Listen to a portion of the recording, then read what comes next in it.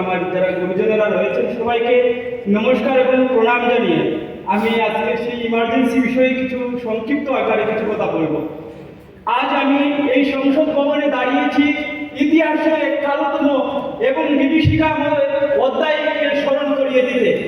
যা 1975 ইংরেজি সনে ভারতের বুকে সেই কংগ্রেস শাসনে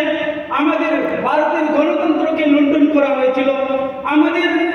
সংবিধানকে গলাটিকে হত্যা করা হয়েছিল। মাননীয় স্পিকার, সেই বিষয়কে আমি আজকে স্মরণ করিয়ে দেওয়ার জন্য আজকে এই সংসদ ভবনে দাঁড়িয়েছি। মাননীয় স্পিকার, আজ যিনি রাহুল গান্ধী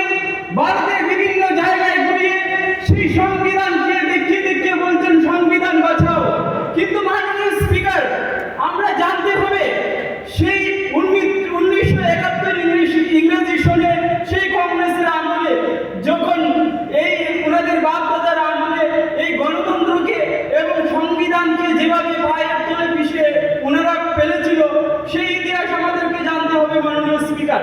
1971 ইংরেজি সনে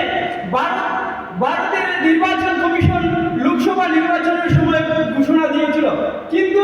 ইন্দিরা গান্ধী মাননীয় স্পিকার সেই সময় ভারতের সংবিধানকে অপব্যবহার করে উনার যে সচিব রয়েছিল ইয়াসবন্ত সিনহা, উনাকে ওনার